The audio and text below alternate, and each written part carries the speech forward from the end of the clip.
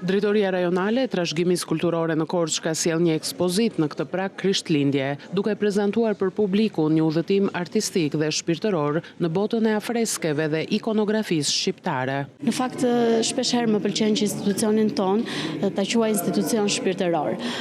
Dhe ekspozita e sotme ka në fokus, në fakt jo vetëm misionin ton të përditshëm, po dhe tregimin e historikut dhe një jetë të restauratorit më të mirë, në fakt është një ndër restauratorët më të mirë që kemi në Shqipëri, restauratori i cili punon në institucionin ton prej 35 vitesh, dhe për të arsye dhe ekspozita ka titullin Një jetë mes afreskave. Afresket e ekspozuara ndodhen në kisha të ndryshme të qarkut të Korçës, por jo vetëm, të cilat janë restauruar ndër vite nga restauratori i njohur Jani Zoica. Ai ka sjellë edhe disa vizatime të cilat kryhen para restaurimit të një afresku për të nxjerrë më mirë në pah dëmet dhe ndërhyrjet e nevojshme.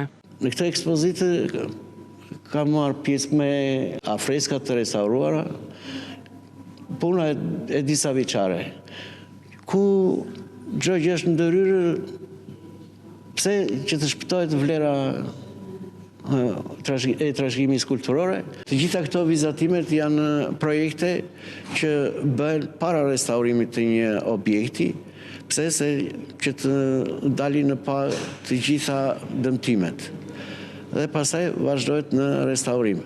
Kam 35 vjetë që punoj në restaurimin e pikturës murale dhe kam një dhe më dhëmë si profesion. Smutale. Ekspozita është çelur në galerinë e bibliotekës Thimi Mitko, duke ngjallur interes te publiku ardashës.